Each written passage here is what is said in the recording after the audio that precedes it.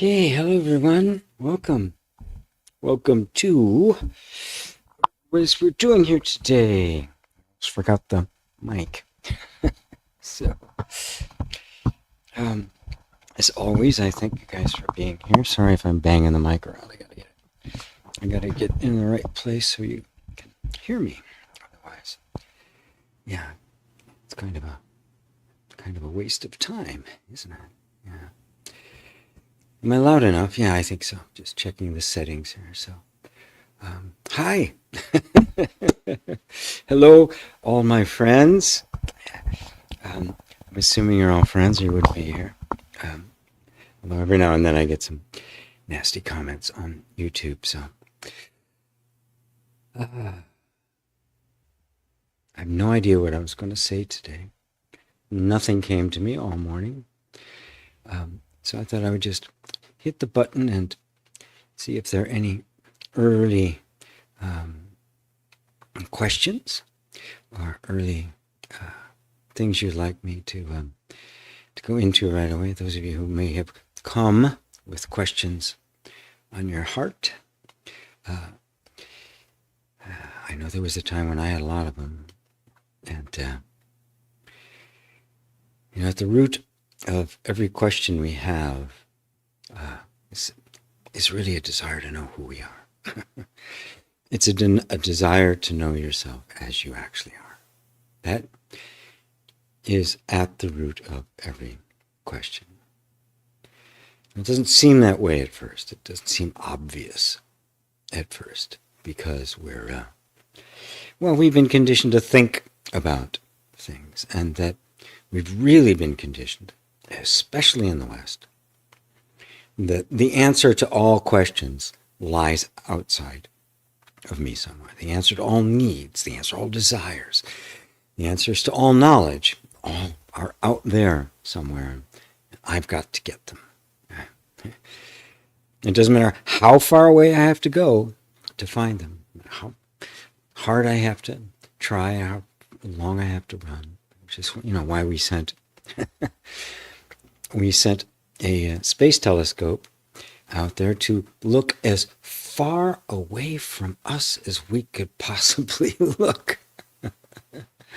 Trying to go all the way back to the beginning of time, to the beginning of it all, and how did this all begin? And we've been taught to ignore our own being, our own presence, our own existence, our own sense of self, in deference to what everybody else has to say. So I'm really inviting you to look carefully within yourself and ask that question. Well, yeah, but who am I? Can I just be described, right, as my physical features, which are constantly changing, my character, my beliefs, my assumptions, my conditioning, my past, the shape, size, race, gender of my body? Is that all there is to me? Is that all there is to knowing me, to knowing myself? And ask it with some degree of sincerity, because inevitably I find when anybody does, something inside says, it's not really adequate. It's not satisfying. Something is not satisfied with those cursory answers. Because after all, those answers are all coming from every place other than you. It's somebody else's ideas about who you are, or what life is about, or what humanity is about. It's somebody else's view. Somebody else, even who knows me and looks at me. You're going to get from them just a mixture of what they can perceive, filtered through what they already believe, the picture they hold about you and about themselves. If you really look carefully, you find that No one can tell you who you are. Because no one else is experiencing you. Only you are. Nobody else experiences the events of your life, your emotions, your sensations, your loves, your hates, your needs, your confusion, your clarity, your own presence. Only you know that. Which is why the whole path of awakening, enlightenment, self-realization focuses entirely on you and your experience of yourself. Everything else that you experience is being processed through, first by the senses, what they can perceive and what they can't. Which is why we sent a spaceship out there, because we can't perceive it. But then it's filtered through all of our beliefs and our ideas and our programs and our conditioning. So it finally gets to the sense, oh, this is what I am, some idea about what I am. And so even our own experience of ourselves is being contracted.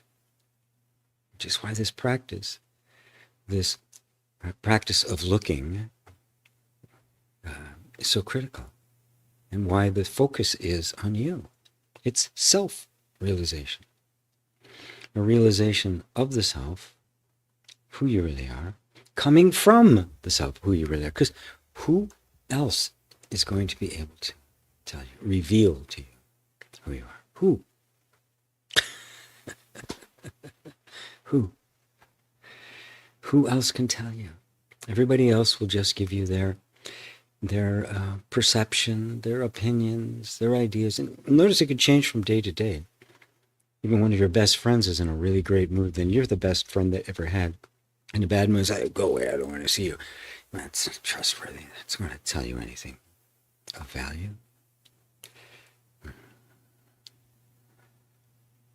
So this practice of deep looking, it's not easy.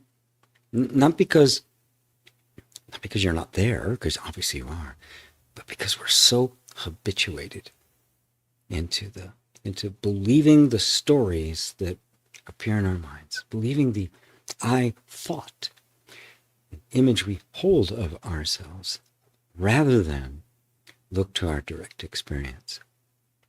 And when you look to your direct experience, none of what anybody says, none of what you yourself believe matters. How do you experience yourself? Without a story, without a past, without a future, just right now, as you are. Just noticing. There's stuff here, sensations, there's thoughts, there's emotions, there's this flow of energy that is life. But there's something here that is aware of it, that's looking at it, feelings don't feel themselves. Thoughts aren't thinking them. Thoughts can't think. There's not a thought there that's looking at all the other thoughts. It can't do it. It's not capable of it. It's like this microphone can't see me. So you are seeing the thoughts, whatever that is. The name for it is consciousness. Great. Useful name. Unless it gets all, burdened by a bunch of definitions that we come up with. Oh, it's all consciousness. And now suddenly we're thinking about consciousness as a concept rather than experiencing the reality of you, consciously aware of experience.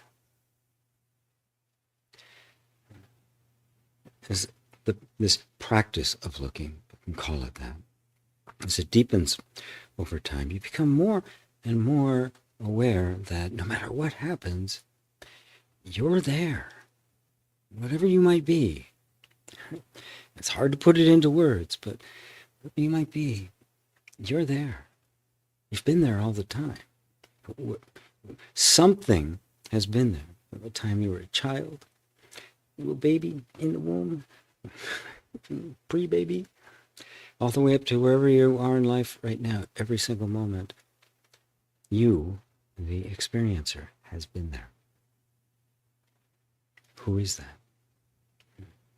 Way more than just our programming and conditioning, way more than our thoughts, way more than our assumptions. And weirdly enough, it's not changing. It's not coming and going. It's not fluctuating. It's very constant. What the hell is that? This is the practice. This is the inquiry. This is self-inquiry in a nutshell. Yeah. So I'm going to just scoop through here real quick and say hello and see if any questions have popped up. And if not, well, I'm sure they will eventually. Hello, Rosario. Good to see you. There's Savvy Stacker. Hello, Ali. Hello, Ava. Go ahead. Wonderful joining us from Egypt. And David and Elaine, my good buddies. David, blessed are the hordes of psychotic holiday shoppers, for theirs is the kingdom of, well, it should be the kingdom of gold, I guess. Yeah, well, it's kind of, weird as it is, it has become the cultural celebration just as much as, colored lights and Christmas trees and eating turkeys.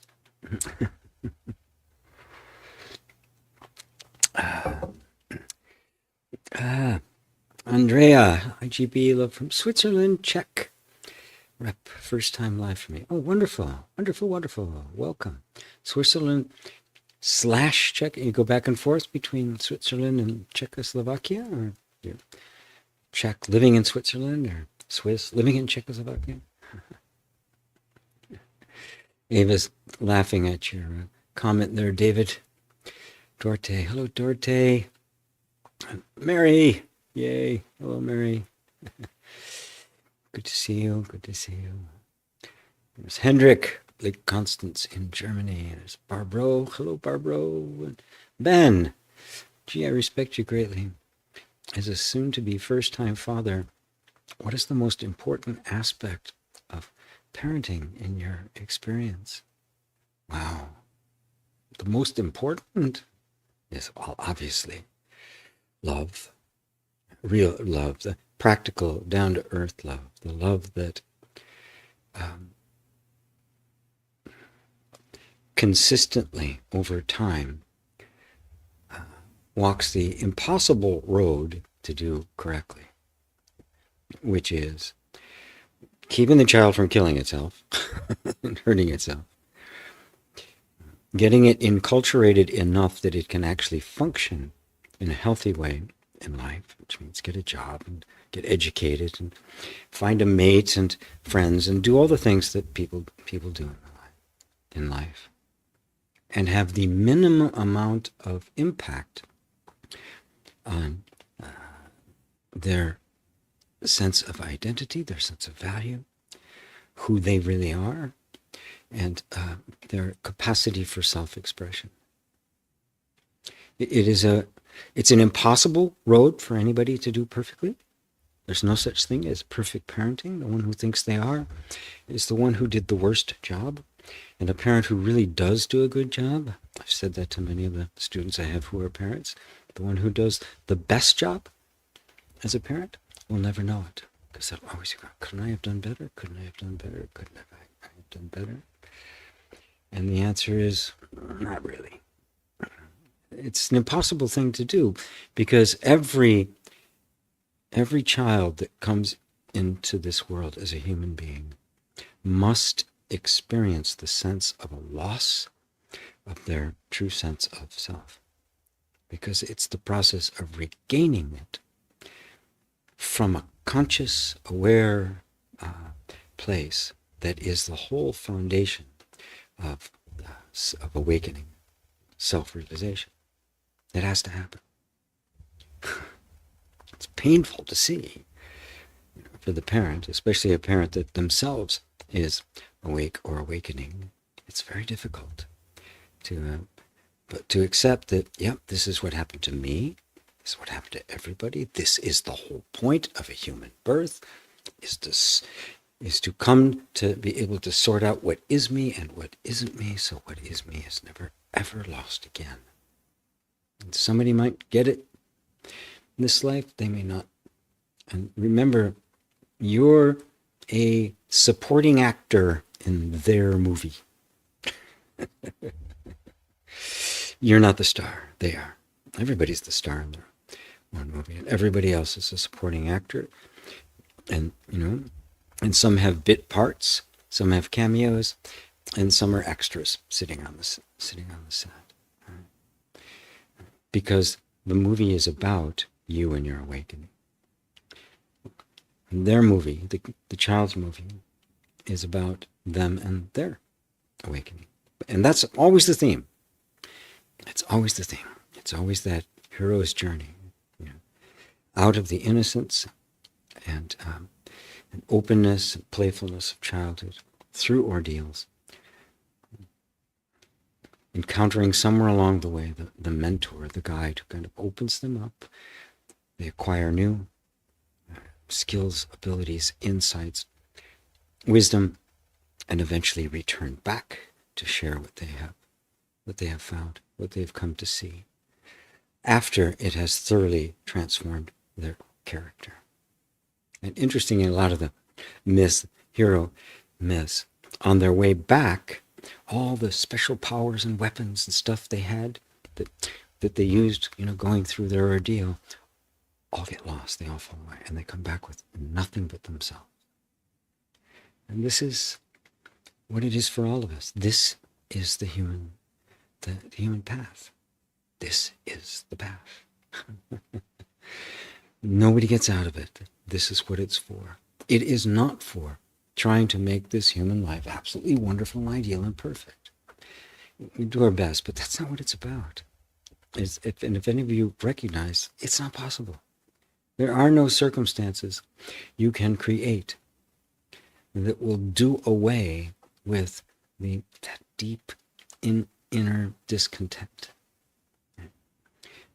The only thing that can satisfy that is awakening to who you really are. Nothing else in the world, the universe, will do that. Nothing. Just the way it was designed to be, so we would turn within to find what in fact is the source of the entire universe, but it's here. It's not out there. The James Webb, that was a TV show. And the James Webb telescope will find all sorts of things out there, right? But not our origin, because that's not out there. That's here. It all starts with your being, your pure being, the sense of I am. From that comes the I thought. And the I thought, all the rest of it. The I thought emerging is the fall. And that's what causes the ordeal. I believe myself to be this body, this world, this character, I think that's me. That I thought is believed to be who I am. And that is what gets eventually scrutinized, eventually seen through. Oh my God, it's not me. It's just an accumulation of thoughts and beliefs and ideas, none of which actually originated with me. So the process of learning how to look directly at yourself, directly at what's here, what it is that's aware of the thoughts, aware of the feelings, that consciousness, the willingness to do that. That's the whole path. That's it in a nutshell. Now, I don't know how I got from parroting to there, but there it is. Yeah. Oh, everybody's got to go through it. Yeah, this is the whole point of human life. If you ever want to know what the purpose of life is, well, that's it. as he looks directly in the camera for dramatic effect. Oh, that's good.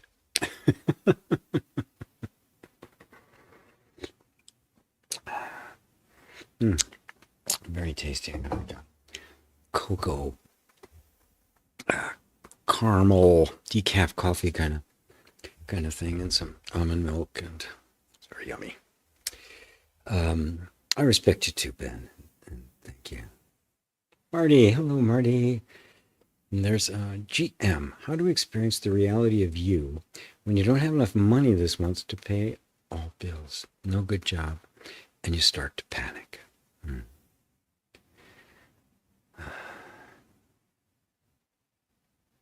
Well, you're always experiencing you. I invite you all sincere seekers of truth, to drop the notion, the idea, the belief, this pernicious assumption that somehow to know myself is to always be in a state of bliss, of this an emotional high, ecstasy. It's not true. You are you, whether you are experiencing calm and sitting on a beach in Bali, or if you are in incredible turmoil, right? And and sitting in a tiny one-room apartment somewhere, or in a room in somebody else's house. You are still you. Right? So let's be clear about that the circumstances you're in are not indicative of your spiritual growth. They are not meaningful as to who you are. They have no meaning in and of themselves. They are just circumstances. So the reality of you is that which is aware that right now it doesn't seem as if I have enough money to pay the bills. All right, maybe, and okay, let's not even put seem. Let's not diminish it all. I don't have enough money to pay the bills. That's a fact. Now, that's you, the reality of you, aware of the circumstance. And there's a panic there. What's going to happen if I can't pay the bills, right? And there's a panic there. Well, okay. It's still the reality of you feeling the panic in the body. So you're still there. This does not and cannot cover up the reality of you, because the reality of you is the only thing that ever experiences. It is the consciousness. Don't assess the nature of consciousness based on the quality of the experience. To consciousness, experience is just experience and nothing else. It has no meaning beyond that. So you don't give it any of that. Now, let's dive in now. How can we take this and make this useful to you in the circumstance? So it's not just trying to explain something away. Here's the fact. You're here. You're aware. You're self-aware. Okay? Right this moment, you don't have enough money to pay the bills. Okay. That is simply an event. Right? Now, don't put any meaning on it. Don't say this is horrible. Notice how your mind's going to, it's all your fault. If you were better at whatever, right? If you were more energetic, or if you worked harder, you weren't diligent enough, it's all your fault. You weren't spiritual enough, you didn't know the reality well enough. That's all added later. It has nothing to do with the circumstance. The circumstance didn't show up and tell you that. The circumstance showed up, and then your mind immediately went to its conditioning about why this is all your fault and how to beat yourself up. And the moment that happens, the nervous system will react with fear and panic. I don't have any opportunities, nothing. put all of that aside. Because without the story that comes to the mind, the event would have no meaning and there'd be no panic. Right? There has to be something there to receive, to look at the event and interpret it in a certain way, and then stimulate a whole bunch of reactions within the system. Now, just be with that for a second. Notice that they're not the same. How the mind interprets what's happening and what's actually happening. And just look at it for a moment. I mean, it's going to be hard because the panic's there. Don't worry, so what? The panic is there. That is not your fault either. It's not of your doing. It is simply the way the body reacts to the story that's being projected onto the circumstance.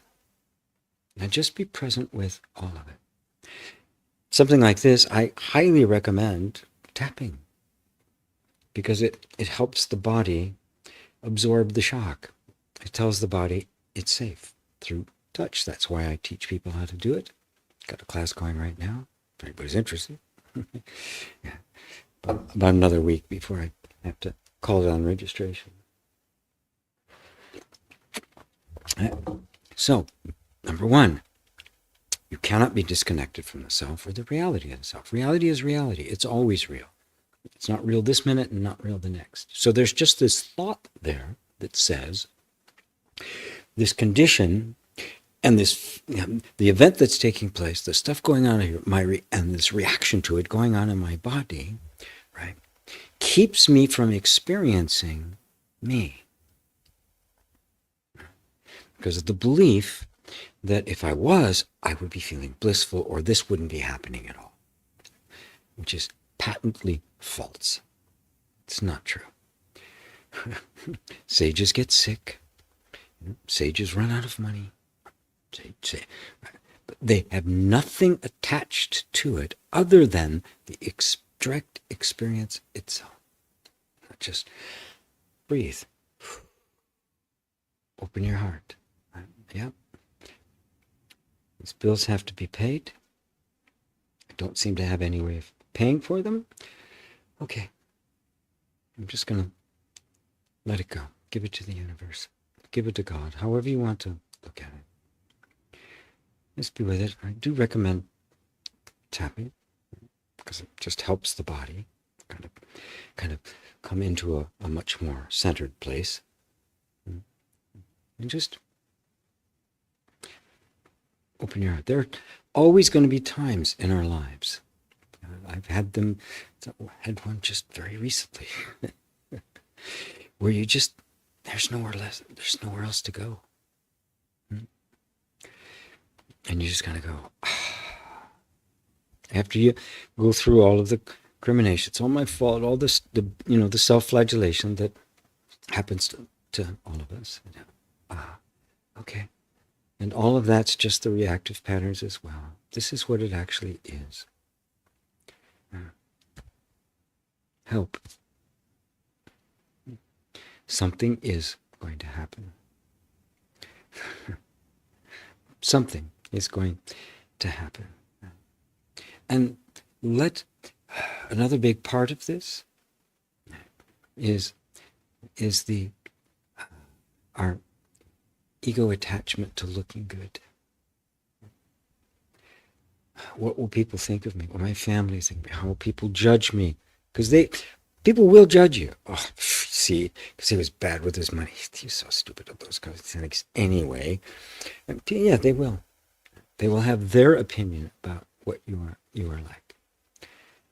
But you're much more than those feelings that are running through, the thoughts, the conditioned patterns of self-blame. You're much bigger, much more significant than this current circumstance that you're in of not having enough money. There's a you here that's having that experience. And there have probably been times when you didn't have that experience. And there will be times, again, when you don't have that experience. The mission here is to get in touch with the one that's there when the experience is happening and when it's not happening, because it's the same one. The reality is you, and you're always experiencing you. There's just a thought that says you're not, because of this idea that somehow if I was, things would be different. Things will go as they go. The wheel of karma will turn until it runs out of fuel. It has nothing to do with you. You just abide in the fact that you're aware of it. And no matter how hard it is, when that panic is there, don't identify with it. Yes, the panic is here because of all the ideas and thoughts about the circumstance. They don't have anything to do with the circumstance, and I am simply committed to witnessing the panic as it is. But the more that space is open, the more the panic will come down, because the less the story in your head will have authority and power. And then it will just be an event. And oddly enough, even though you won't even be trying, something will happen. Something will just come about in some way, sometimes quite miraculously, sometimes quite mundane, but it will. Because life does take care of life. So, is that helpful, GM?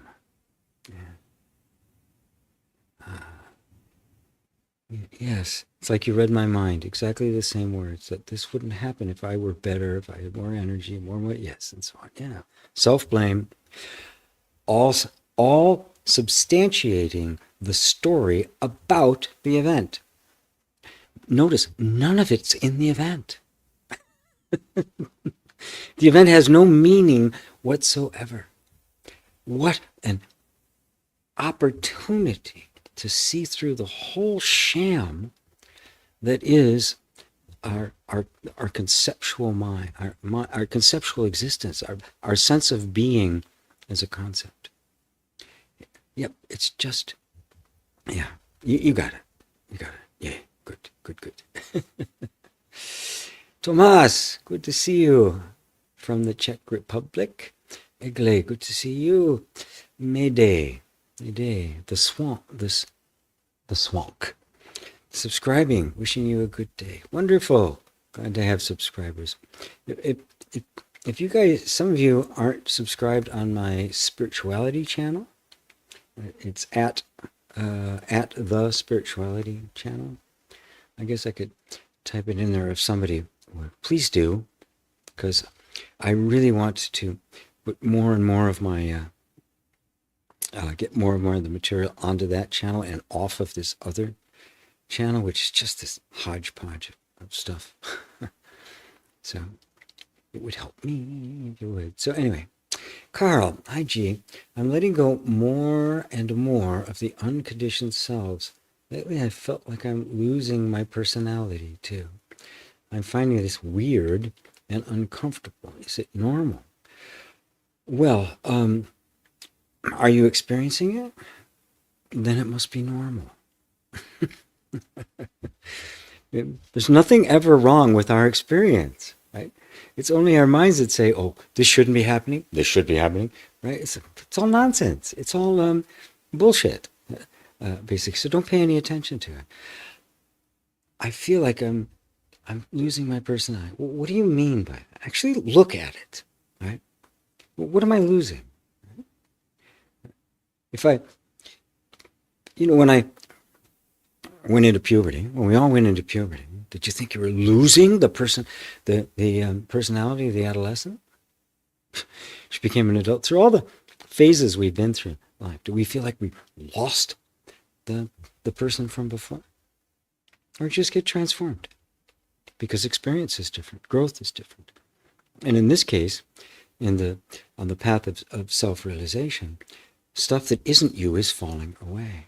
But even, the greatest enlightened masters of all time, right? They had personalities, they had quirks, they liked these things and not that. Suddenly if somebody becomes enlightened and they loved hamburgers, they're not suddenly going to be committed to tofu salads. It doesn't work that way. See, the personality, the persona, the characteristics that define an individual don't disappear. What disappears is the notion that those characteristics are what I am, and therefore I'm confined to them. Therefore, I feel like I'm losing me if I lose them. No, they're just going. I don't do things the way I did a year ago. Yeah, and you even see the way I'm teaching is different. Have I lost anything? No. Transformation is constantly taking place in terms of that which is expressive, representative. The persona, which is always shifting and changing. It's not stable, nor does it need to be. Right? So, what isn't being lost? Really look. What is not being lost? If it can be lost, it means it was never you in the first place. So, bye-bye. Good riddance. Doesn't matter. Let it go. Because the only thing that can be lost is that which is not permanently attached. The aftermarket equipment. Can you be lost? See, but because of our self-image, our identification with the personality, our minds think when there's a shift that takes place in my personality, I'm being lost. That's what the fear is that you're feeling. That's what this is weird and uncomfortable for the mind, not for you. Just notice, what is it that's uncomfortable? And isn't that also something you're just aware of? Something else that just comes and goes? And yeah, if there's a shift in our lives, the body-mind mechanism, which is an adaptive thing, it's constantly interacting with the environment. If the environment changes, it has to adapt to it. And sometimes that's uncomfortable. It has to let go of some things and take up new things. But what isn't changing? What isn't letting go of anything? What cannot be let go of? If I could sit down with you and take absolutely everything out of your head, your body, everything, take absolutely everything away, would you still be here? Would you still know you were? Of course. Of course you would. You would still be there. So, let it go. The feeling it's weird and uncomfortable, that's just part of the process. Don't make a story about it. Don't give it any meaning. Oh, there's some discomfort here. Yep, there's uncomfortable. Yeah. Maybe the whole thing has got to this whole body-mind complex thing of mine has got to move into a completely different environment. It's going to feel a little unstable at first. Yeah. Oops. That's what happens. It's like walk into a room full of strangers. You don't know anybody there. It's like some meeting, for something, common subject, everybody's interested in it. You walk in like a club or something, and you don't know a single soul. Notice how your body feels. You might say, oh my God, I'm nervous and I'm shy. No, you're not.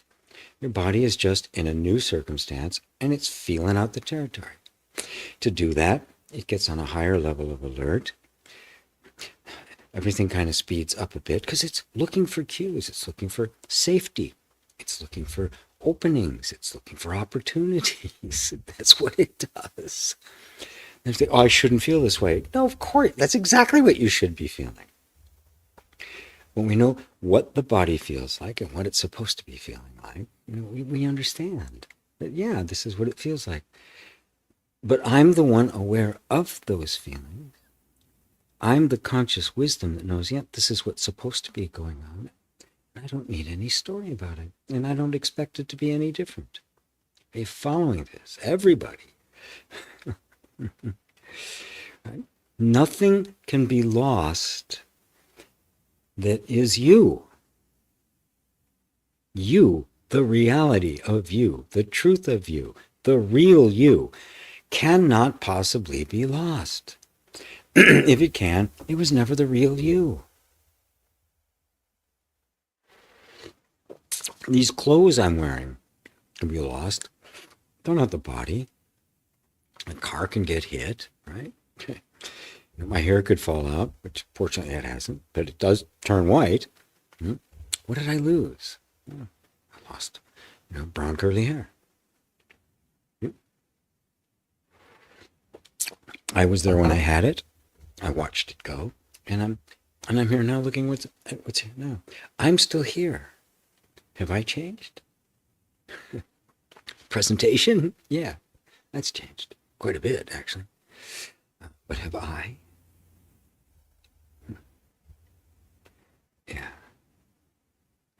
Yeah. Thomas said, I often hear that all chronic diseases are caused by early childhood trauma, energy blockages. What about animals? Dogs also. Horses also get cancer. Even the greatest sages die of cancer. Isn't this statement too simplistic? The whole situation is much more complex. Thank you. Yeah, it is. Right? There are many dimensions to it. And to a very large degree, we can eliminate and deal with these kind of chronic diseases, and all sorts of diseases. Every major disease has actually been traced causally to various kinds of disturbances and early childhood traumas. Now, the studies that have found this, and it's not controversial, by the way, it's just ignored by the mainstream because it's dominated by certain profit interests. Right? But they wouldn't even go so far as to call it energy blockages. That's another layer that is not mainstream. But the research that's clearly shown the relationship between it does point to that. Well, what's actually going on there? As an energy healer, I'd say, well, it's the energy is just the trauma keeps the energy from flowing down its natural channels, and this is what happens. Things get all out of whack. Animals don't have this kind of stuff in the wild, because in the wild they are perfectly adapted to their environment. And so there aren't any energy blockages. They simply don't happen. It's only when, with like dogs and horses, which have become domesticated and are living in our world and are not living completely anymore. Well, the dogs have evolved to the point where this is their natural environment now, so they're quite happy, right? Rather than being wild. Horses not as much. Cats not as much. But take something like a lion and throw it in a zoo, and it paces back and forth. It doesn't know what to do with itself. It knows something's off, right? And they, of course, are not getting fed what lions should be fed. The diet is made up by them. Same thing. Every creature in captivity has these various kinds of things. They don't live as long. They're certainly not as happy. Right?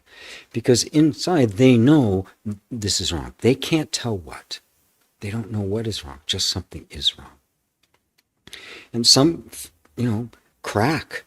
Like the lion that bites off the head of his trainer, that one famous guy that got killed by one of the lions he was working on. Tilikum, the killer whale that turned on her trainer, killed her. Something just kind of snaps because, it's a whale in a swimming pool. They're not supposed to be there. And they know it, but they don't know it. We have become aware of it. That's what we are. We are not living in our natural habitat. And I just don't mean the earth. I mean our natural habitat of freedom, of an expansive sense of identity that is not constricted within this little area. When you really look at the nature of traumas, it is a constriction of your possibilities. It's a constriction of who you are. That's the childhood trauma. It's not safe to be myself. I can't express myself in this environment. Yet I can't help but being myself. And I can't run away from it, and I can't fight it. Boom, that's the freeze. And that's the childhood trauma. Right? So on one level, I can address this as an energy healer and say, yes, we can. And I have, in numerous cases, worked with people. All of that stuff has been cleared up. The illnesses, all sorts of things have gotten well. Now, there's another dimension to it. Because that will only take you so far. The realm of emotional healing and physical healing in life, the deepest spiritual healing, can only take you so far because, for the most part, those who practice it, even though they're very, very good, are unaware of the reality of the you that's there and has been there the whole time. They are unaware of the you that was never conditioned, the reality of you that's witnessing this whole thing that was never traumatized. It's completely outside their frame of reference. So they can't go the rest of the way. And at the same time, I know many people, some even teachers, who do know about that underlying reality and just kind of blow off emotional healing as if it isn't important. It's just more illusion and that sort of thing. There's a balance, a flow to this, right? And there is a point at which, I've done all the healing work, I've done everything, and I've hit this place in my life several times where I've done everything that was needed to do. There wasn't another stone to unturn. The process had been completed. I'd done it enough times. So when something still doesn't yield to it, when something still doesn't, well, then I know I'm out of that world of I'm in healing, and I'm into spiritual inquiry. It's here for a much different purpose. It is a much deeper cause. Going back, karma, there's many words to express it. But there's a point at which, for the sage, the sage does not need to repair and fix all of the karmic events, all the karmic unfoldment that's taken place. For the sage, the freedom is the realization that I am that which has been here the whole time. This is happening on the screen, and it has nothing to do with me. And what happens on the screen has to happen on the screen. And they just let it happen. We're all going to die of something, right? We're all going to die. Nobody's death certificate is going to say, yeah, he just died. He's just gone. There's some things just stop working in the light that come out. We can't, the purpose of this, the purpose for emotional healing is to get the results of the healing in life. The way I teach it, it's a little bit further up the path where it's emotional freedom first from the experience that's being the particular condition, and then see what the condition does. Because once I'm emotionally free of it, my sense of well-being is no longer dependent on it. Now my goal isn't just get this fixed. I need to get this fixed, or it has nothing to do with it. If this is here for the rest of my life, my well-being is still intact. It's a huge realization, and that's what freedom really is. It has no dependency on anything. If you're dependent on something, you're not free. Now, at that point, I can now start looking at all these events in life, the good ones and the bad ones, from a completely different perspective. See, well, what's actually going on here? But I'm free now. Right? Yet, that freedom doesn't shift. It doesn't go one way. It is no longer at the mercy of circumstances. Now you just look at these and go, well, what's this about? Well, if you talk to the sages, they'll tell you, it's simple, that the karmic energy is going to keep going. The realization of the sage eliminates all the fresh energy that the karma is getting. You basically have unplugged the fan. So nothing new, no reactions, the desires, fears, all of the stuff that keep the wheel of karma or the Shiva's wheel going, those influences are gone in the sage. They're just pure, free witness, which means it's not getting any more energy, which means eventually, like unplugging a fan, keeps spinning, but eventually it will slow down and disappear, and the whole thing will be gone. The word nirvana, which in the West most people try to think of as like the Eastern's version of heaven. It's not. It's not a place. The word means extinction. It refers to a flame burning on a match or a candle that runs out of fuel and just goes poof. Where did it go? Nowhere. It's gone. Just poof. It didn't go anywhere. It ceased to exist because it doesn't have any more fuel. In our ignorance, we keep creating the fuel that keeps Shiva's wheel going. The realization of who you really are, the self, free of all of this, stops giving energy to that. There's no more energy going. But it will continue till the end, till it runs out. And fortunately for us, it does. Very fortunately for us, it does, because if otherwise, the moment somebody realized the self, they'd disappear. They're just gone. Poof. Poof. It'd all fall away. Which means there'd be nobody here to talk to the rest of us. But what happens is, even though the karmic thing is going on and their bodies are doing different stuff, different things, Ramana, one of the greatest sages of all time, had rheumatoid arthritis, rheumatoid. If you see him, he's always kind of on an angle, bent on an angle, like he's leaning. That's because his body is bent that way. He has to walk like that. That was there his whole life. Did he heal it? No. He didn't care. It didn't matter. It wasn't important. He just let whatever karma was there go there. And sometimes that's what it is. And I've watched numerous people go through this kind of stuff, and I've worked with people this kind of stuff. And one of the most difficult things to do is to remove this idea that somehow my whole life depends on whether or not this condition changes, which means I am a slave to it. Every decision of everything I do will be driven by that, not by me.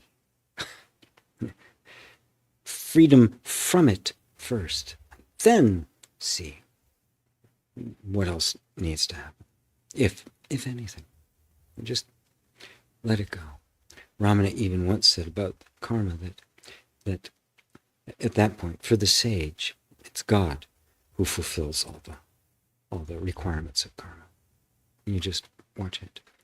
Or as Nisargadatta put it, I leave my human life to fulfill its destiny. I remain as I am. So, yeah, it isn't as simple as just, it's all about the energy. On one level, that's true.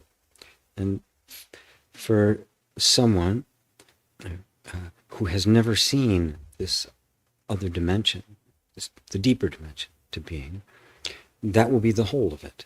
And so you'll hear people talk about it as if it's the whole, and that's only because they don't know about this. Because they don't know about this, they don't know about the relationship between these. And they don't know at what point the emotional healing, whatever it might be, any form of healing, will no longer be effective. Because that's not its cause. Hopefully that explains it all for everybody. I wasn't expecting to get that much depth in it, but there it is. Mary says, I could not wait to hear your answer to GM. Thank you again for the reminder that I'm always there, no matter what the circumstances, because I can get caught in the same way GM stated here. Yeah. Well, we all do. I mean, that's the whole practice, is recognizing that, my sense of I got caught, but I've been here the whole time. There was a feeling that I was lost, right? And the sense I felt lost. But I'm not that sense of I, but that's what happened. So I become very sensitive to the operation of the I thought, which is silent. It's not just the word I, it is an impulse to take a shape, to become a person, to be a form, to be somebody, anybody. So tapping is a shock absorber. Yes. It helps the body kind of settle in, and instead of tense up, because if the danger is there, the body's going to tense up. That's what it does. That's its job. It's getting ready to run or fight. And when there's nothing you can run away from and nothing you can fight, right, and you're looking at a future which doesn't even exist, and so all the worst scenarios are projected on it, the body can't do anything. That's what this panic is. It's this spin. It's not a solid state. It's a spin. I need a solution. I don't have a solution. I need a solution. I don't have a solution. And it just spins, because there isn't one. Right? I can't do something for something that isn't here yet. The thing that's tormenting me is my mind. I can't get rid of it, and I can't actually fix anything. There's nothing I actually can do, so it spins. The mind, I need an answer. The body goes, we don't have an answer. I don't have an answer. Back and forth, until you're in this panic. And it is this zzz going on. If you do this, which breathe, boom, there's a pattern interrupt. It's a shock absorber. It begins, another bit of information gets into this spiral. That's why I use it. If you're an acupuncturist, just stick some pins in your face. This tapping came from acupuncture. It's the same basic philosophical base. John Carbon, hello from Austin, Texas. I was wondering about what is having a mate really about, especially when taking out the desire to have one to get validation and to fit into society. Thank you. Yeah, well, that's the cultural overlay onto what is a very natural human need. Right? Humans, we tend to hook up. There's the physical attraction, obviously. There's the emotional attraction. There's the sense of bonding and community, and children who do not get a lot of physical touch and holding from their parents are really disturbed. Wacky shit happens. Right? So this human need for bonding and the like is very real. So, but it's innocent. We don't have to do anything about that. Right? That's about what it's about. Right? And everything has it. Every morning I come down here where I'm sitting at the cat house where I sit. I'm sitting a cat sitting some friends' cats. So I'm not at my home. I don't have any cats because I can't have that at this point in my life. But anyway, I sit in front of their fireplace every morning. Sure, it's 5 o'clock in the morning. Shoop, up, and cat onto my lap. Pet me. Other times of the day she'll be here. She'll let me pet her a little bit, and then she's done. Right? But then that's her time. The other one, every night when I'm in bed, sure, he's there. Right? He wants his. Right? And they want that. They want to touch me. They want the affection. We all need it. It's part of the human thing. Right? Now, culture, right, which is divorced from the basic human need, tries to control it, has all sorts of rules and ideas. That's where religion and all these things, ideas about stuff came from. Gives it a new definition that conforms to its rules. So it's about this, and you need this for, and what your wife or husband looks like or how much money they make is going to, shine on you. And it's about, the egoic needs and the cultural needs, which are almost one. they're different. And when the culture is working and it's functional and everybody kind of agrees on about it, everybody kind of falls into line, but eventually, as inevitably, because it is just made up, it's all imaginary, there's nothing real or authentic about it, it shifts and it changes, people get disillusioned with it, or, right, it gets more draconian, or it just fails, like all over the world. The culture that's developed over the last 12,000 years is failing. It's failing to meet the needs of humans, which means that there's a lot of discomfort, there's a lot of confusion. How should I be? I need it. Some factions are going to want to force the rules, right? The theocracies and that sort of stuff. We just got to be more draconian and make sure everybody follows the rules, then we'll be okay, which is nonsense. Others want to completely abandon absolutely everything, which also doesn't work. So there's this basic human need, right? And then there's the needs that we have for working with each other, because we want to work with each other. We like community. We like Sangha. That is built into us as well. And so very uniquely, we happen to be at a time in history where there is no rules about it. There is nothing clear about it. So I always start with, okay, what's the basic human need? Okay, that's there. Now, how can I best fulfill that, right? When I don't have a model for me already in waiting to culture, I just, this is what a relationship is supposed to look like. Right?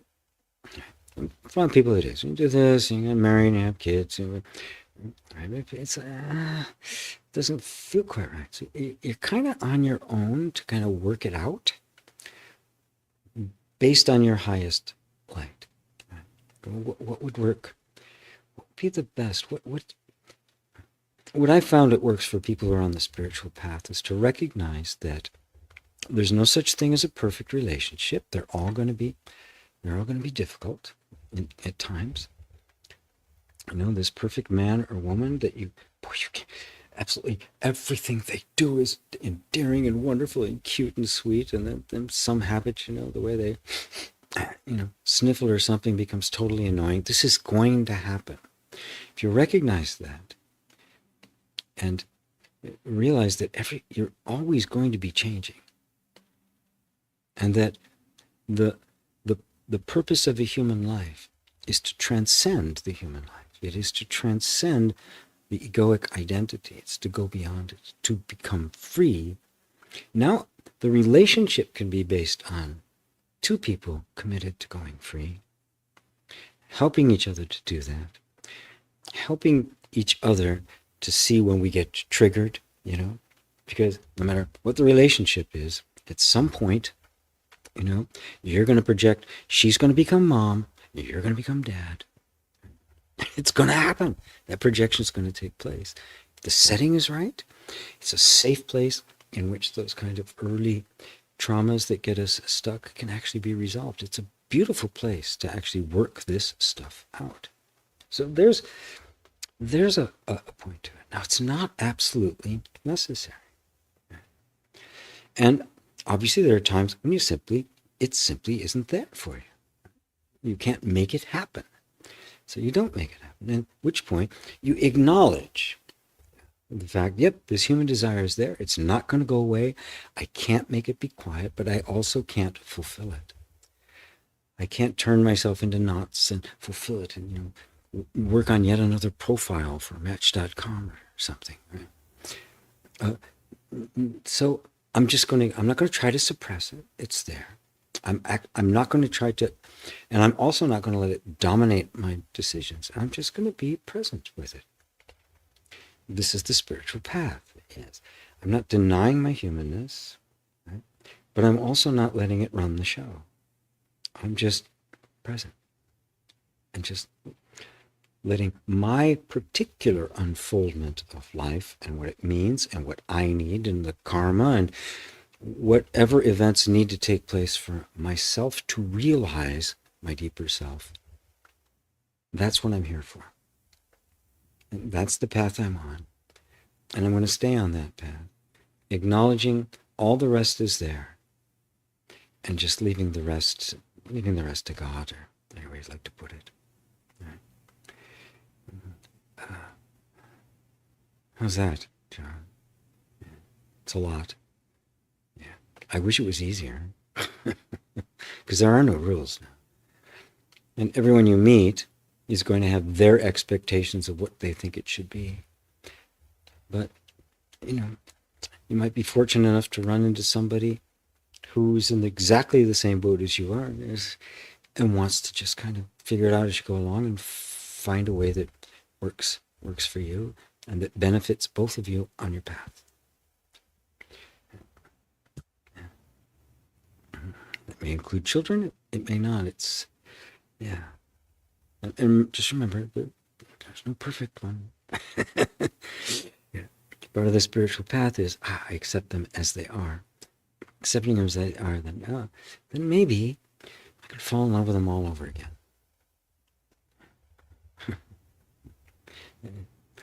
Anyway, that's the best I can do on that.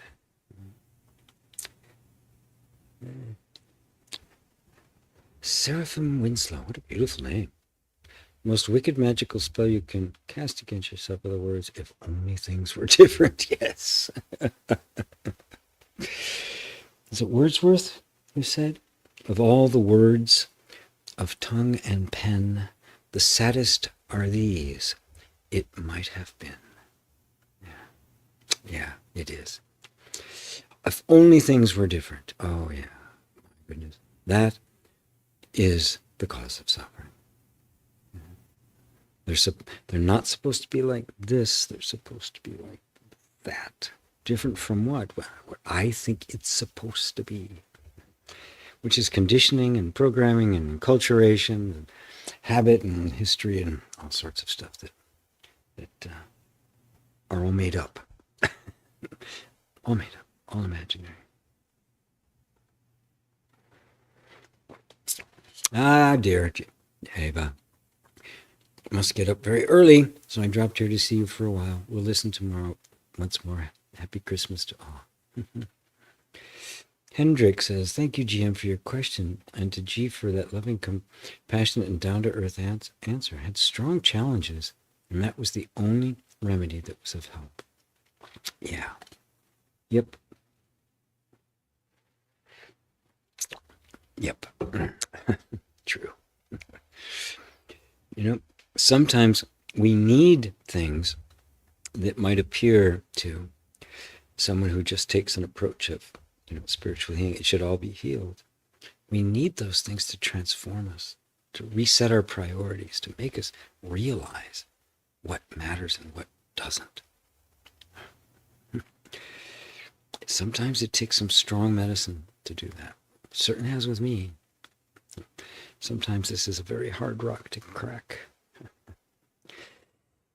David Elaine, happy Christmas to you, Eva. Todd, our mind's continuous opinion will suffocate us. Yes. Yeah. Become aware that they are habits of thought. Remember, they always come as, well, I think, my opinion. Who's that I? Whose opinion is that actually? Did you really think it all through yourself and do the research and all that? Things got in there, they get associated, and the mind speaks in first person. It says I. It's a beautiful line from, I think it's Dogen, the Zen master. He said, don't seek enlightenment, just drop your opinions. Perfect. Hello, Elle. Gee, is there a gateway to total surrender? I feel tired of going round and round with all this. It reminds me of a friend that was dying of cancer, and she had the knowing, because she was a nurse, that it was time to let go. So she said, I might as well get on with this. And she died peacefully. continued. Can we do the same with just total surrender to the divine, like my friend did with her physical death? Well, she did surrender to the divine. Yeah. Not my will, but time. Just let go of her idea of the way it was supposed to go.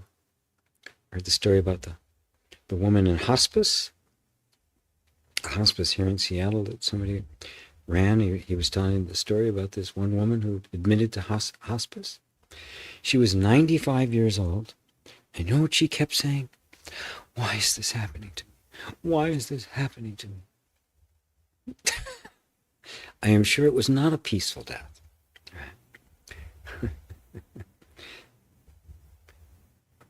At first, Mary, anybody,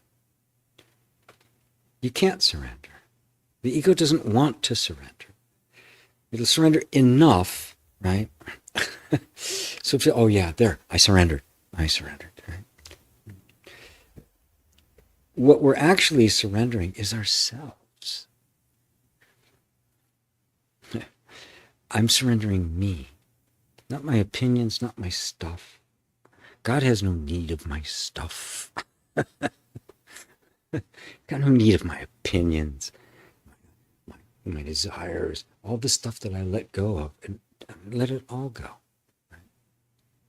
Now let go of the I that was holding on to them. So there's nothing left but God, but the one. There's not even a two to have oneness. There's just the one. But it starts with a desire. You have the desire to, right? That's it. What else can you do? You can't make yourself surrender. You can't make the ego give up its fight.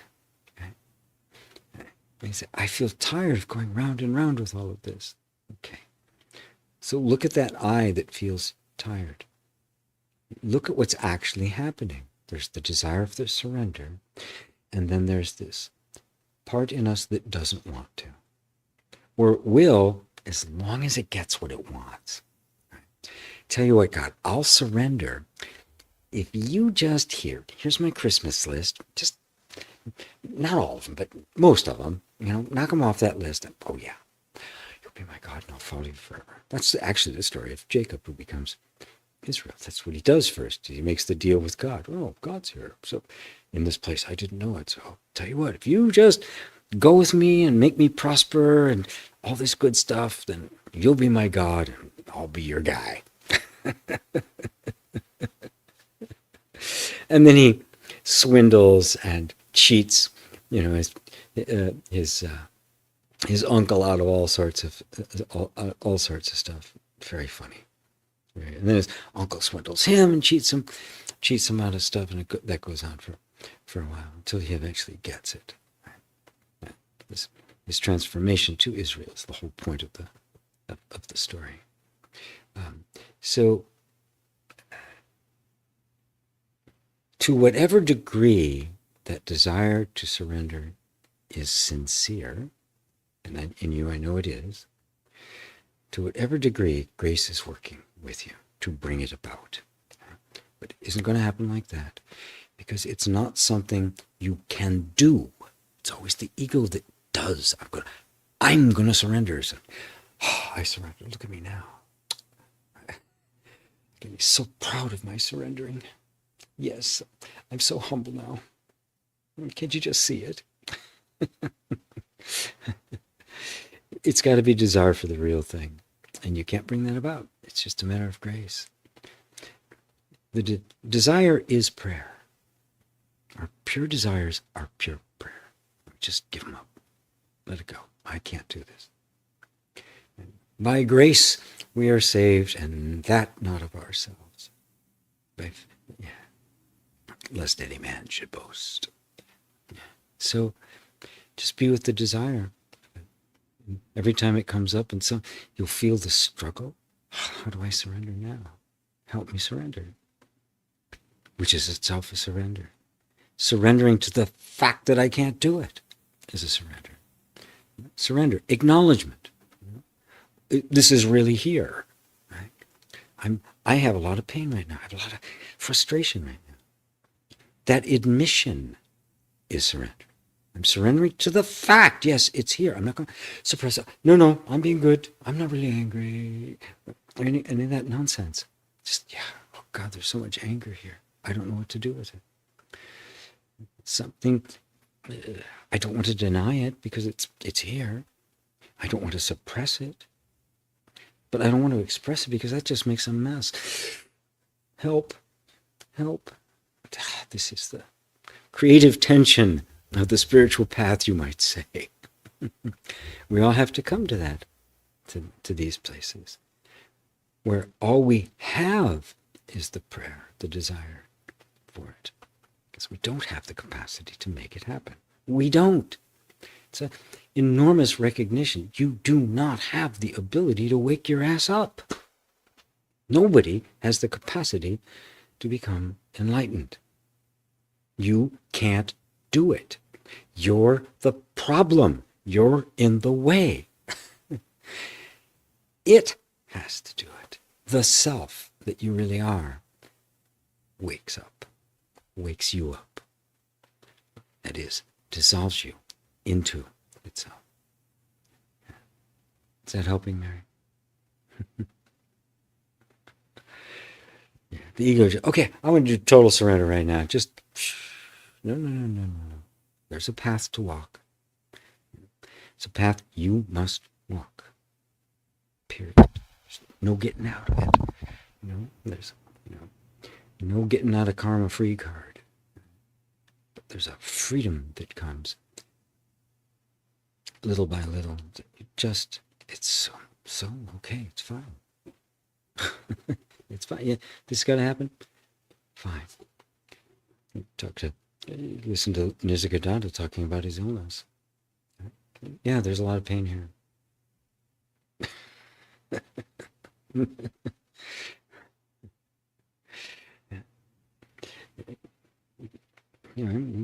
He died of throat cancer from chain smoking his whole life. The addiction didn't go away either. It's interesting to ponder, isn't it? And yet he's one of the greatest sages of all time. So, drop any ideas you have about what the sage is supposed to be like. How they're supposed to appear, how they're supposed to behave, the marks, the characteristics of a real sage. There aren't any. Except for wisdom and love. And they're not seeking anything from you. L. When there's overwhelming thoughts about other people, especially that they apparently hate me, how to do inquiry when there's so much emotional pull and a sense of belief in them. Lovely. Okay, first off, let go right now. Do it right now. Let's not do how to do it. Let's just do it, right? Right now. Completely let go as best you can. Right? I mean, at least the intention to let go. If any expectation that the inquiry is going to get rid of the emotional pull and the sense of belief in them. And the sense of belief in them. Drop any idea that somehow I can't actually inquire unless there's no emotional pull or sense of a belief in them. See if you can drop all expectations as to how this is supposed to go. And now notice. You're aware of the emotional pull, right? Obviously, there it is. And you're aware that there's some kind of a sense of holding on to it, belief in it. Right? You're aware of it, aren't you? Yeah. Now, without trying to make them go away, just notice that I'm aware of them. Okay, they're there. I'm aware of them. Now don't try to do anything with them. Don't try to anticipate what the inquiry is going to do, the effect that it's going to have. There couldn't be the experience of the emotional pull unless you were there to experience it. So just put your attention on the fact that I'm aware of it. Right? Now, that might be difficult because the habits of the mind keep pulling attention back to the emotional pull. Right? But if you keep reminding yourself, yeah, but I'm aware of it. Right? I'm aware of this emotional pull, and it's really strong, yeah. And I'm aware that it's really strong. And I don't need it to be any different than what it is. I don't need anything to change. I'm just here with it and just keep coming back. Because the sense of I have this belief in it, I've got to get rid of the belief and then everything's going to be okay, holds it in place until the belief goes. So now you're dependent on that belief coming and going, which is just in your mind. Who's aware of the sense of belief? That's you. Now, could a sense of belief in any of this be there if you weren't? I wish we could talk. Should be in the Sangha, self-inquiry Sangha. So I could actually work with you on Zoom. But just everybody, no matter what's happening, just dropping every idea of what you think should be happening and just be what's here. Emotional pull, sense of belief, or chronic illness, or pain, or heartbreak, or loneliness. But I'm aware of it. If I wasn't aware, it wouldn't be here without me. So I'm aware of it. That's it. That's all there is to the inquiry. Just keep bringing the attention back. Oh, wait a minute, but I'm here. No matter how far away it goes, no matter how often it goes, just, yeah, but I'm here. I'm also here. And what that's doing is disentangling you from the emotional pull. Because the emotional pull is just a sensation without a sense of identity there that takes a position about it. I'm afraid of it. I don't like it. I want it to go away. I need it to go away. Without that, which is a sense of identity of somebody who's got, some skin in the game. I want things to be different than they are. That I is the one that's creating the suffering, not the sensation of the emotional pull. Can you see that one? Notice you can see that one. Oh, there's a sense of identity there. Very subtle. Very subtle. I thought it was me who wanted to get rid of the emotional pull. But there's actually a sense of I, that's the invisible I thought there, that I can also see because it's got a position. I don't like this. I want something different. This needs to be different than it is. Ooh, that's visible, isn't it? It's another movement in consciousness. So, I see that too. Now, if I can see it, it's not me. It says I. The feeling is in this body that I very much have identified with, but it's not me because I'm looking at it. Keep going back there. Just keep going back there. But it's not me. Yes, it is. Okay. Yeah, but even that. Yes, it is. All this stuff. I'm looking at that too. So who sees this? Who sees it? I'm seeing this. Who the hell am I then? If I'm not that, well then who am I? Notice, just very gradually, the emphasis gets more and more on the one looking than what's being seen. And that's the path of self-inquiry. Is that working for you, Elle? Please let me know. Yeah, please let me know. It's what I do. It's what I do with the folks on the self-inquiry sangha. You're all invited to join. It's very inexpensive, and meet 4 times a month, and we do this, but on Zoom, so I can actually work with you and point stuff out. So let's see here. Hendrik, 2 weeks ago, during a strong feeling of suffering, at least, there was the question, who is it that suffers? Yeah. Yes. Yeah. And eventually, for those of you who might be new to that kind of thing, eventually that question, well, who is that suffers? What's really suffering about here? At first, we think, okay, is this going to help get rid of the suffering? But eventually, the who is it becomes more important than the suffering. It becomes more significant because it's there all the time.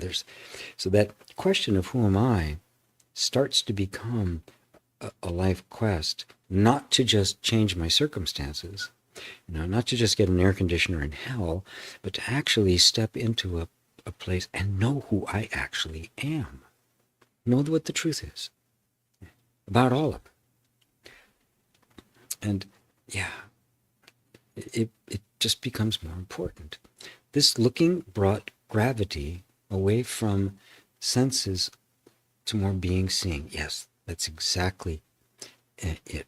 Yeah, it shows you're actually committed to this, Hendrik, and have matured in it. The sense of me was not me. The sense of me is not me. How do you know it's not me?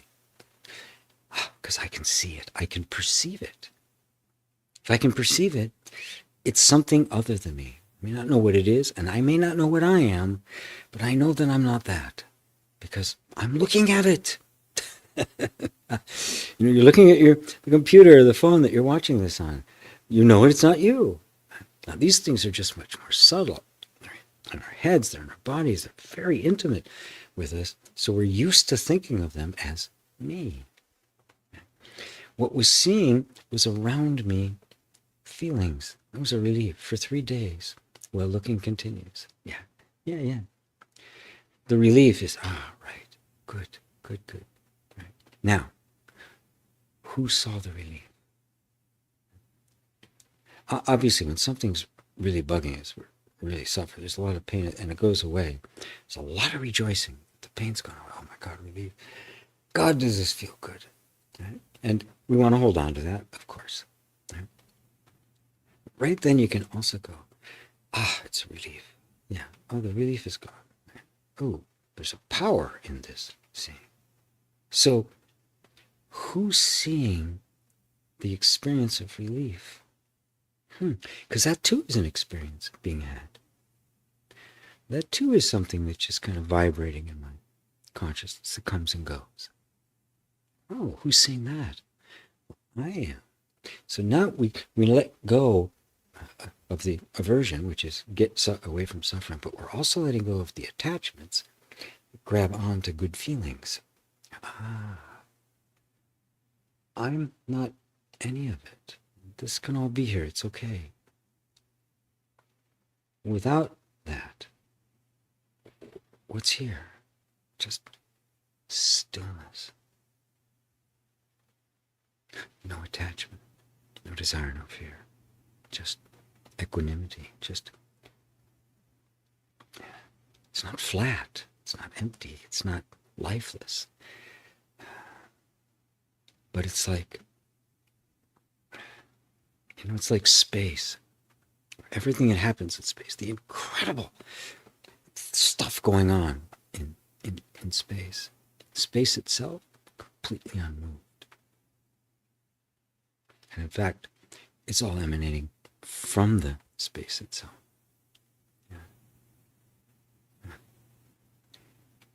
Yeah. Always go to both sides. Oh, wait. I am relieved. Yeah, the feeling of relief is there. And notice there's a very subtle sense of I there. It goes, I.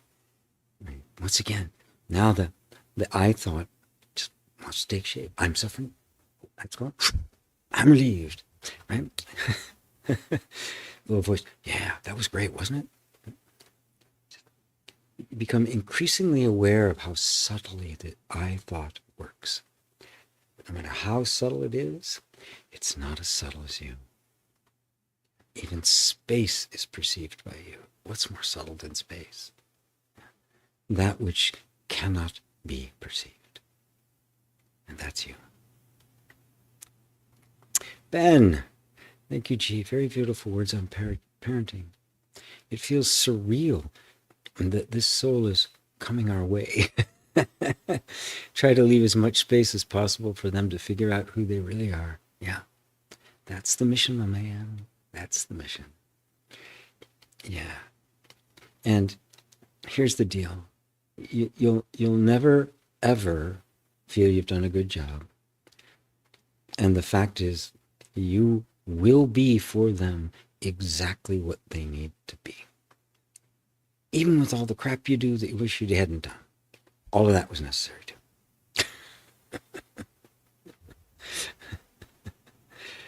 Yeah.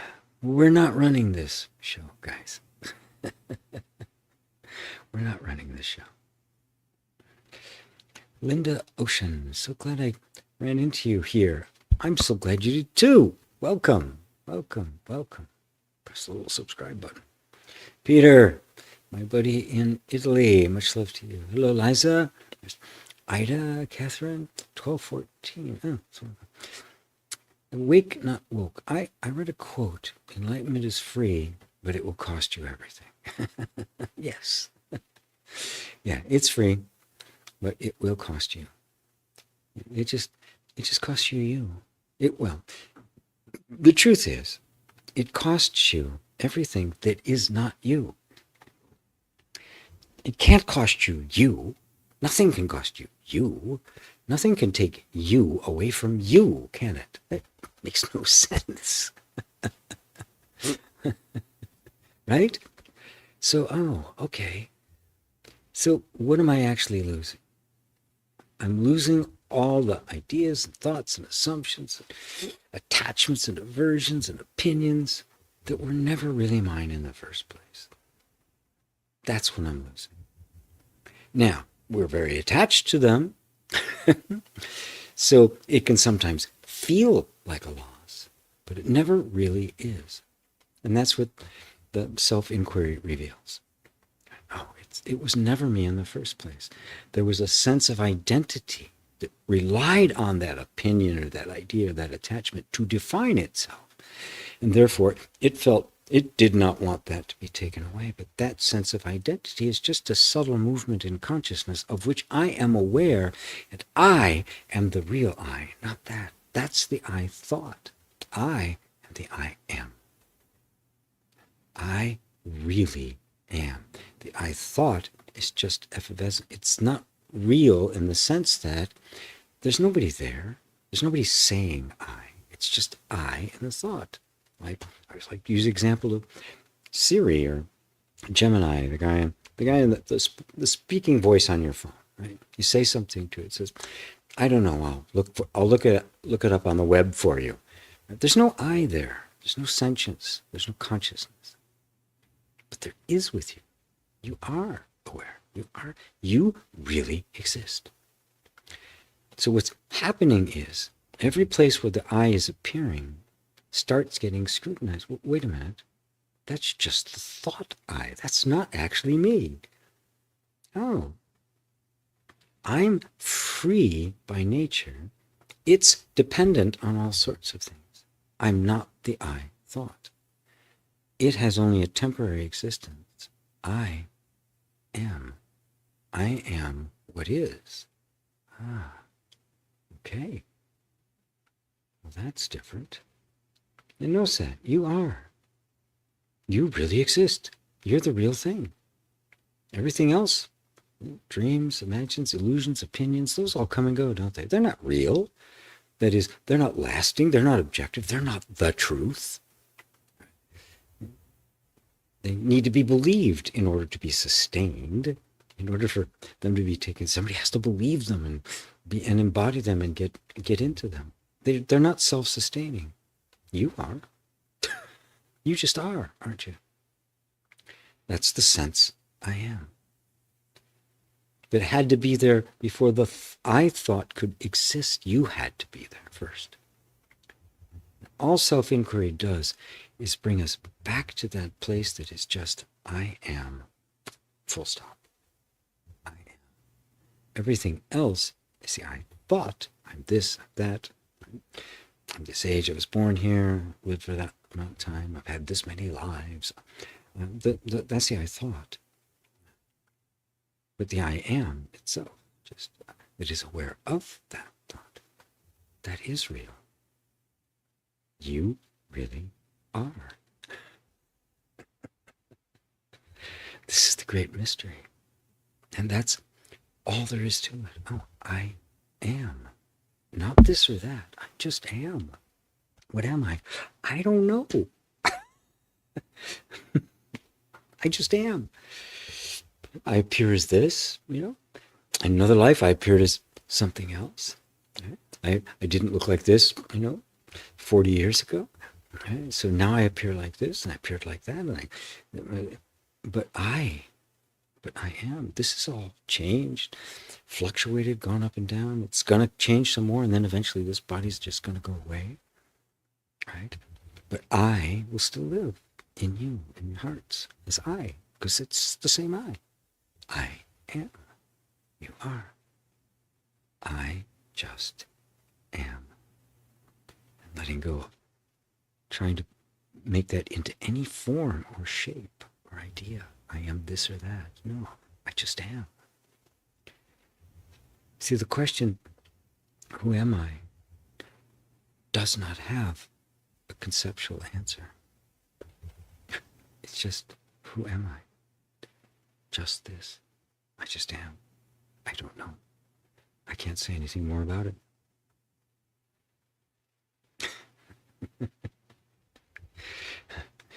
Now it appears like this. But the I am also appears as that tree behind me. It appears as the computer you're looking at. It appears as you. But notice, I am. Just this sense, simple sense. That was the sum total of the practice of the man who became Nisargadatta Maharaj. It was just that. Just put attention on the I am. All by itself, isolated. I am. Every time something would come up, I am this or that, or emotions or any of that would come up. There's not a fight with them. You just let them be there. But I am. They come and go. I don't. If I wasn't here, they wouldn't be here. They depend on me, not the other way around. They are dependent. They're not free. They do depend on me. I am free. I don't depend on them. They're here. They're not here. I am. I let my human life fulfill its destiny. I remain as I am. This is the sweet secret. And you might say even the mystery, because what are you? I don't know. That's the mystery. That's the mystics have seen, the sages have seen. Every enlightened being, every Buddha has seen. Oh, I just am.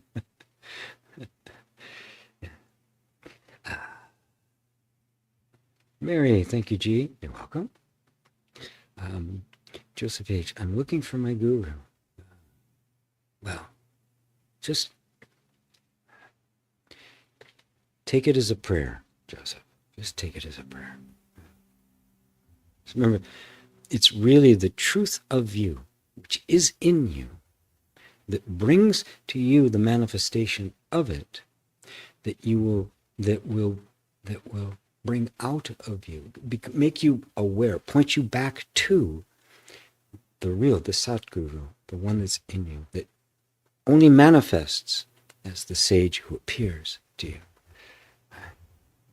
And that happens till the sage gets you to the point where you see that they are a manifestation of the inner guru, which is what's running the whole show for you.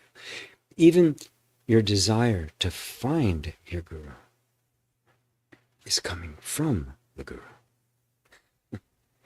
within you. Remember, the word guru in Sanskrit simply means one who dispels darkness. And on a practical level, the guru will never belittle you. A true teacher will never belittle you, will never make you feel bad about yourself, will never criticize. They will look with you. They will walk with you. They will never try to get anything from you. They will never try to take advantage of you. They will never make themselves superior to you, and they will never diminish you in any way. It's just on a practical level. Anybody does that, you're out of there. They're not real. They've mistaken some unusual or spectacular event in their life for awakening. And they're very much still, kind of exploiting a sense of identity. But just remember that it's the guru in you that has inspired you to look for the guru. Because what it's really doing is beckoning you back to yourself. And that will, you just be devoted to it. Say thank you. Keep your heart open, and the right one will show up for you. And you'll know it. You'll know it. Something will just go, yeah. And, it may be the last one in line, right? But there may be a couple that are genuine that you pass through. There will come a time, this might be it for you, where you will, this is it, this is the line, this is it. Yeah. And just devote yourself to it, because you're really devoting yourself to your own satsang, which is your own communion with truth, not to the person of the guru. Wonderful, lovely. Sylvia, hi from Spain. Hi to you. CM, you're answering today all my questions. Well, good. Good. So maybe you never need to come back. You'll be, yeah.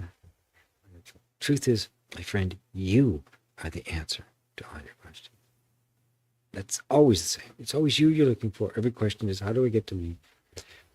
The answer is, how do you get away from you? You don't have to get to you. You are you.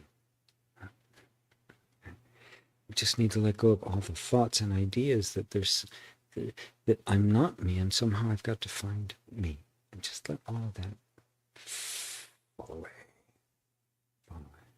I am. So self-evident. I just am. Yeah, your advice is like music to my ears. Wonderful. I've actually started writing a bit music lately. This kind of came out of nowhere. I haven't done that in quite a while. Marion, so I get that I am in the midst of all this, but I'm also the midst too. For right now, Mary, I can give this direct answer to Mary because I know her. She's in the Self-Inquiry Sangha. Forget about it. Forget about. And I'm also that's the mind making a bunch of spiritual ideas and the like. Trying to conceptualize what can't be conceptualized. It's beyond the mind. So you get that you are the I am. There's a sense of I'm here and this stuff is going on around. Forget about what this stuff will mean. How you'll see all the stuff once you are firmly established here. And that's what the mind's trying to do. It's trying to create a picture of what all this is as if you were established there. So it's making up what awakening is, and it's oneness, and I'm part of all of this, and the like. Just forget that. Just, I know I'm here, right? You know you're here. There's the midst of it. This is all going on. Sometimes I'm confused. Sometimes it's really clear, but I'm here. That's it. Just full stop. For you, that's as far as you need to go. The rest will take care of itself. Linda, thank you. I'm subscribed. Yay, good. Welcome. Mary says, welcome to you, Linda. Wake not want. Yes, thank you, G. That's why I liked the sounding irony of that quote. Relinquishing all our delusions is a lifelong journey. I'm 83, still working on it. Yeah, but what a worthwhile life, isn't it? I mean, what else is there worth doing but dropping delusions? All the shit we believed about ourselves, acted out, embodied, experienced as if it was actually real and it was all made up. Good Lord. Good Lord. What better way to spend a life than just relinquishing it all? Right? So I'll give you just one more little thing. Right? It's a lifelong journey. Drop that idea. Right? No one said it had to take a long time. You are already that. You can say this particular experience has lasted 83 years. I could say 72. Right? Are you, who's still working on it? Isn't the one who's working on getting there, being free of the delusion, isn't that one also being seen? Is that who you are? Are you the one working on getting to the self? Or are you the self watching lovingly the one who's working on it? Even the seeker is an illusion. That's also a delusion. It's important, absolutely important step on the path. Everybody has to pass through it. But maybe it's time for you to see even the seeker is seen by that which is sought, which is what you are now and always have been. 83 or 183 or 183 lifetimes. Lovely. Just let it all go and be who you are.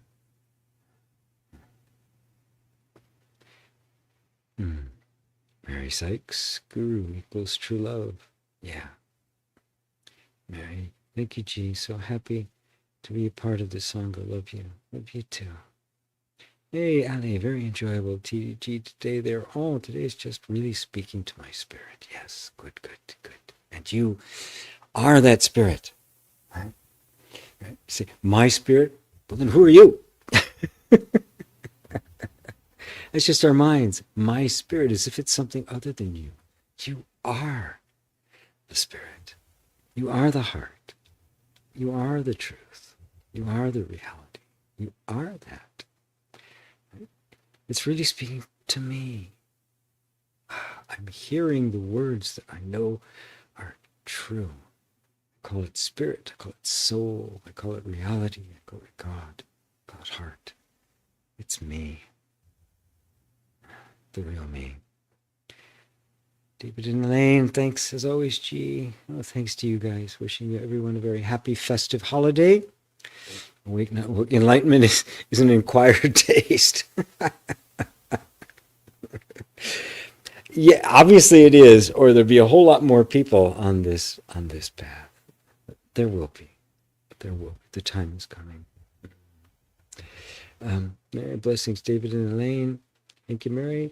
GM, I often have the thought of all this spiritual path is not worth it, as since it started 8 years ago, I feel like I'm in hell. Okay. Yeah.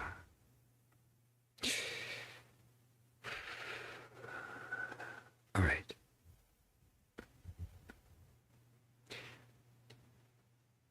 If you can for a moment, GM, just for a moment, pick it all up later. I'm not going to ask you to throw anything out or discredit anything, but just for a few moments here, everybody,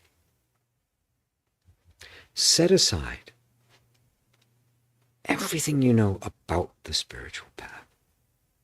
Everything you thought it was, believed it was, absolutely convinced it was. You were told it was by even the best teachers, the best books that you've read, everything. Just set it all aside. Not throwing it out. You can pick it up later. As much as we want. Not saying it's bad, it's wrong, anything. No judgments, nothing. Just put it aside. Just be empty. I know nothing. Just there'll be a habit there. Pick it back up. No. Just an intention. For the next few moments, I'm just going to set it aside. Set that all aside. The 8 years, right? Set that aside too. All the memories and everything, good, bad, indifferent. Right? Again, throwing them out, discrediting them, saying bad things about them, just setting them aside. A conscious choice to just, okay, give me some space here. Just give me some space. Because all I want is the truth. Right? That's it. Right? And that feeling like I'm in hell. Set it aside too. It's there. It's okay. Just set it aside. It's over there now. There's this little space here. Right? You know, they're all neatly in boxes or on shelves or something. All of that stuff's over here. And now you got a little space. A little candle burning, a little incense or something. And you're just there. Without any spiritual ideas, any concepts, any practices, nothing. Empty.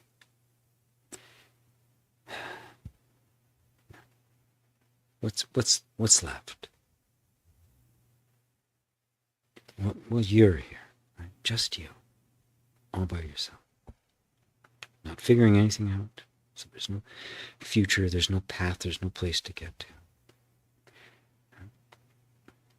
You're not just in the momentum of the past. We've set that aside. And even hell is over there.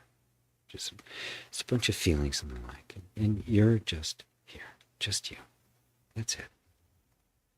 There's the experience of yourself. Yeah. Things bubble up, thoughts go by, feelings arise, and sensations, and all the stuff that's out there can like pop into your head. And like, just notice, okay, thank you. Don't need you quite yet. I'll get back to you. Don't worry. You're not going anywhere. Just be there for a moment. Just you, nothing else. Does that feel like hell? Is there suffering there? Is it just presence? We're just here. So maybe the spiritual path hasn't been worth it. Maybe it served some kind of a purpose. It's okay. If it has, great. If it hasn't, well, okay. Wasted time on other stuff before. Been in bad relationships. So I know what wasted time's like. Okay. Maybe I did. But here I am, right here, just me. Maybe I have no idea where to go from here. And obviously I don't like, the whole hell experience, yeah, I had enough of that. That's good. I'm done with that. But I'm just here, just me. No practice, no teaching, no teachers, no place to go, no next. Yeah. No what next? What do I do now? Just here. There'll be stuff going on, but it's okay. What's it like to just be you? For me, this is the spiritual path. Right to me. It's very direct. Doesn't ask anything. There's no teachings. In fact, we just did together isn't even a practice, is it? We just looked, just made a choice. I'm not going to engage with this. I'm just going to be here. It's not a path even, really. Pathless path. Right? There's no path for me to me. Just here. Here I am.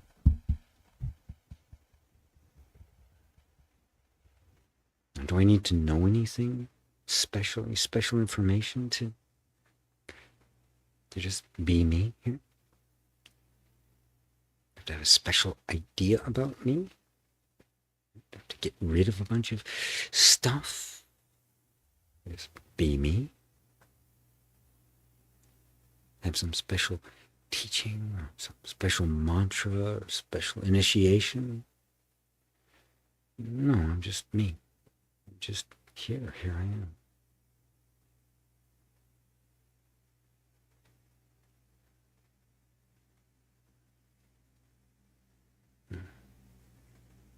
This is the true path. It's not a path at all. It's just you experiencing yourself in this moment. And what's here? Just, it's quiet. And feelings can come. Fears can come and go. Desires can come and go. Even hellish feelings can come and go. Feeling of just disappointment or frustration, confusion, they can come and they can go.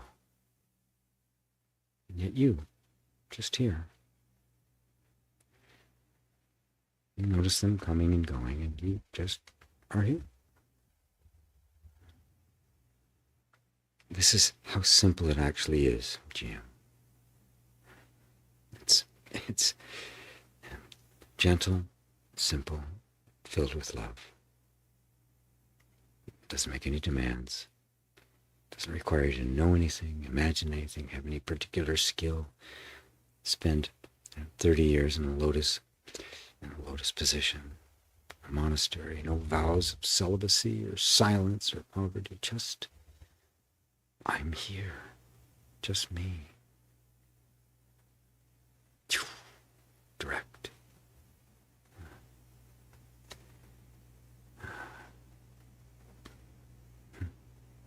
How's that?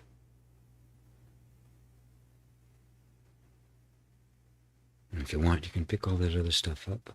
Or you can just, it'll come. It'll come as it needs. It's not going to go running away on you. All right, everybody.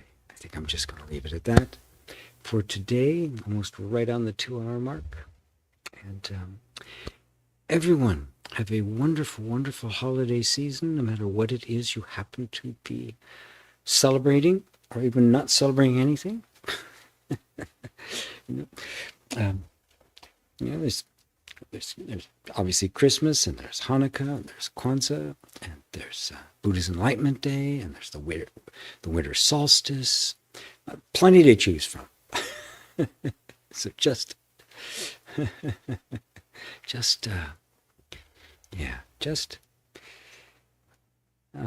be with yourself. It got to me. I thought the spiritual path would fix me. No, the spiritual path brings you to you, and you find, good Lord, I don't need fixing. That's the true gospel, the true good news, the true redemption, the true salvation. I don't need to be fixed. Yeah. Thanks, everybody. Love you all. Happy, happy holidays. And see you next week. If not before.